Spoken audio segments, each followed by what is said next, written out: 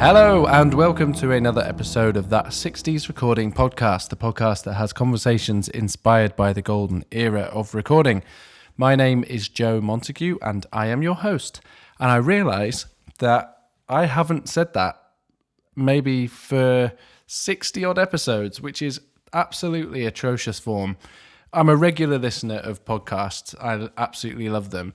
And I was listening to one this week and I was thinking, how can I improve what I'm doing? I'm constantly trying to find ways of getting slightly better at everything I'm doing. And I realized that I never, ever introduce myself. I tell you about All You Need Is Drums and all that other stuff that I'm doing, but never tell you who I am. And a lot of you may not go back to the beginning of the podcast and listen to the introduction thing that I made, over 2 years ago now, well over 2 years ago now.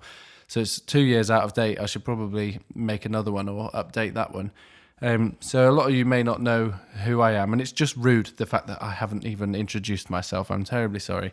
So this week, returning to the Ted Fletcher lectures after a couple of weeks off. I've got a nice short one for you to get you back into the swing of it. This one is named Some Thoughts on Spatial Sound. And I have a few more of these episodes to come. And as I said at the end of last episode, I'm building up a nice collection of interviews that will run after this little mini-series has concluded. So we'll just get straight into it. And I should say before I start, as I've said with the last episodes, Ted has asked me to caveat these with just a bit of information. Bear in mind that some of these were recorded, not recorded, but written some 20 odd years ago, and time has moved on quite significantly since then. They're all, the actual sort of science in them is completely correct, but he asked me just to let you know that he's aware that some of the phrasing of things might be a little old, and they're not also. He doesn't also provide a lot of context because they were made for university lectures, and obviously there's an assumption that the students know a little bit already, so he doesn't always provide the context written in the lecture notes. He would often go off-piste and sort of make up the context of what he's saying in the moment, which he obviously doesn't have the opportunity to now. So just be aware of that as you're listening. So here we go.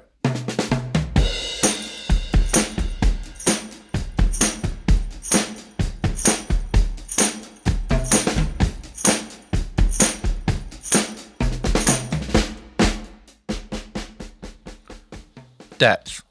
Some thoughts on spatial sound. Hugo Zuccarelli invented a new way of looking at the audio world. He took the idea of echolocation from the bats, and with typical vivid imagination, he moved the concept sideways, applying it to humans so that they have spatial awareness aided by holographic or holophonic sensing. I do not subscribe to his ideas. The notion of the human ear creating some sort of supersonic signal and then registering that signal and processing it to provide exact positioning ability goes far beyond my powers of faith, particularly as we have no evidence at all for any such transmission in the form of physical transmitter or any organ to decode the signal, even if it exists. While I'm certainly open to arguments involving things unseen, in this instance, I am happy that while the truths of hearing are mightily complex and interrelated, they do not include echolocation. My own work on spatial hearing certainly shows up some extraordinary abilities. How, for example, can a person with hearing in only one ear hear direction and positioning? How do we discern height? How do we perceive front from back? It's fashionable to wave one's arms in the air and mutter, "Pinner effect." Interesting, but not the core of research.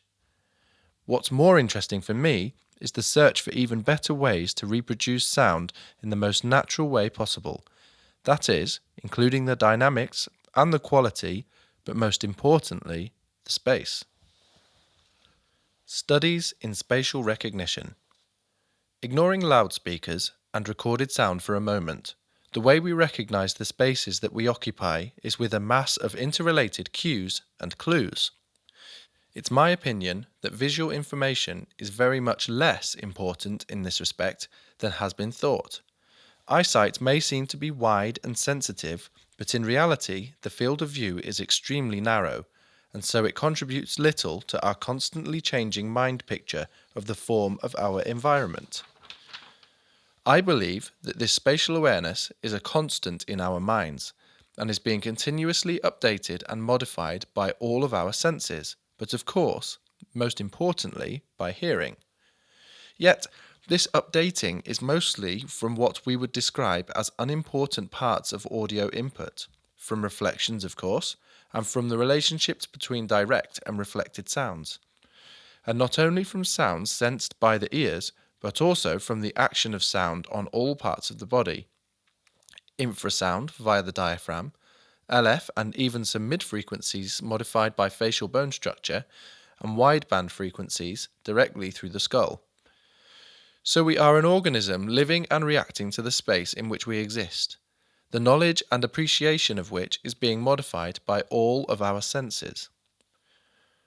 Accurate loudspeaker listening. Possible?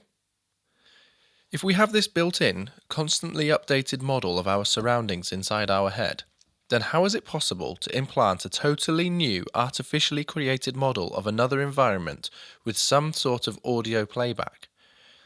I have to say that the short answer is we can't. But we can be ingenious, and we can create systems that accentuate those factors that are dominant in our spatial recognition, while ignoring those over which we can have little control. Suddenly, we are faced with practical difficulties. Ingenuity is all very well, but we live in a commercial world, and practical systems need to be affordable. The conventional and simple answer has been to listen to recorded sound via a pair of loudspeakers. The interference being that a stereo signal will be reproduced via the loudspeakers such that a centrally placed performer will appear to be between the loudspeakers.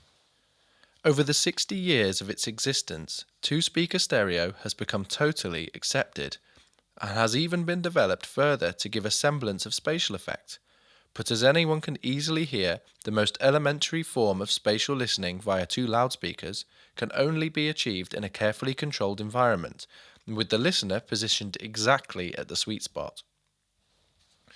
Air sound. Partial answers to difficult questions. A fundamental problem of any attempt to reproduce spatial sound is an obvious one. The listener is in a real environment and practically cannot be removed from it. The artificial environment is going to be modified and will interact with the real one, affecting the perception. I believe that Alan Blumlein understood and appreciated this during his original work on spatial sound recording in 1934. Interestingly, it is not known exactly how he listened to his own pioneering recordings except that he used multiple loudspeakers. Had he lived, I like to think that Blumlein would have developed a system not unlike air sound for EMI in the years following the Second World War. But sadly he was killed in an air crash and his work was shelved, only to be rediscovered very much later. Two loudspeaker systems became the norm, and the word stereo, meaning solid, came to take on other meanings. By understanding the over-elementary thinking and arithmetic of Blumlein, it is relatively easy to manufacture a loudspeaker that will produce spatial effects on par with two-speaker systems. After all, with two loudspeakers, the listener is trying to hear a performance from somewhere in between the loudspeakers. It is a virtual image. With a single-point system, the main information is coming from the loudspeaker directly. It is the spatial information that is virtual, as it should be. But there is a lot more to this than simply trying to replace the two-speaker system. Admirable as that may be, there is scope for going very much further with the original aim, to reproduce spatial sound properly. With air sound, the audio signal has been converted from left to right to main and spatial. This offers a major advantage over other systems. It gives separate control over the spatial information, so we can enhance it to give greater input clues to our personal inbuilt model of space. I'm certain that Blumlein had no detail understanding the importance of the accuracy of the generation of spatial information. Experiments show that extremely, even vanishingly, small errors in timing degrade this information, causing our brains to reject the input. This effect can be heard easily by listening to a conventional two-speaker system and moving out of the sweet spot. The path length from the two loudspeakers is varied and the spatial picture degrades. Note The degradation is entirely inside your head. Absolute accurate timing, as good as could be achieved in the original recording, when properly reproduced, can produce a spatial environment that is in focus and solid. The very best two-speaker systems are capable of excellent directional performance, but the limitations of the sweet spot are severe, and to hear the best possible space, it would be necessary to bolt one's head stationary. This is another of the marks of superiority of air sound over two-speaker systems. There is no need to keep still. The spatial information is always there, much like a hologram, where the original picture can be cut in half, and it simply produces two complete pictures. Height. There are yet another set of parameters interfering with clarity, and this is to do with the way that loudspeakers operate. A loudspeaker responds to the current flowing in a coil in a magnetic field. A power amplifier produces an output voltage, and the current is a function of the loudspeaker impedance. This means that while the amplifier might perform very well and the loudspeaker may be very good, they are two entirely separate entities. Latest air sound experiments use a new technology such that the sound pressures produced in the air are from loudspeaker-amplifier combinations that is both predictable and accurate. This produces an even more sharply air sound spatial image. An even more exciting result of the use of controlled current transducers is the unexpected appearance of height information on some classical recordings.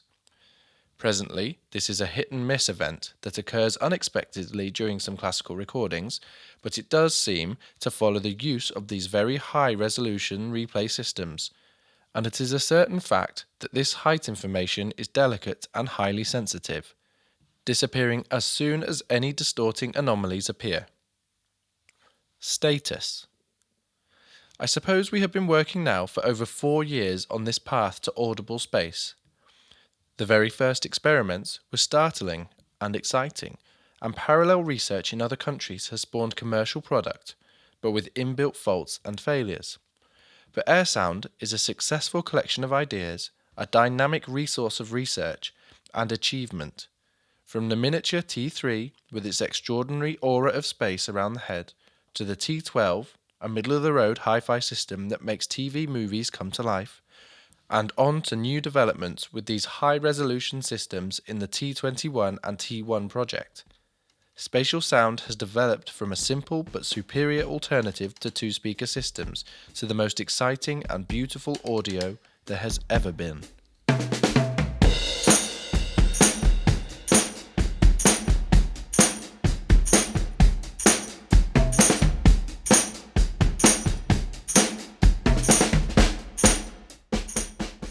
So there we have it, episode number 4. I hope you enjoyed that. I found that one particularly interesting, and I had a little Google of the speaker systems, and they do exist mostly as the one-bar systems that you get underneath your tellies. I don't have a fancy TV or anything like that, but they're those sort of small bars that you'll have seen underneath TVs, and they're very highly regarded, which makes complete sense. And obviously, similar to you, I won't have seen too many in recording studios. However, I am slightly intrigued. I'd be interested to listen to some music on one and get kind of some perspective and the contrast between sort of stereo monitoring systems and this one-bar monitoring system. So anyway, I hope you enjoyed that, and we'll be back next week with some more from Ted Fletcher. And that just leaves me to say, if you'd like to get in contact with me, you can do that. My website is allyouneedisdrums.com. Also on Instagram at allyouneedisdrums. You can find out about all of the drum sessions that I do. You can find out about my studio and the free drums that I give away every week. All on my website there. Also, I'd like to say a big thank you to Adam Mallet for the artwork that he supplies for this podcast, to Joe Kane for the intro and outro music, and to Rory Hancock for editing and uploading the podcast and making all of it possible. And thank you most of all to you for listening. I will be back next week. Goodbye.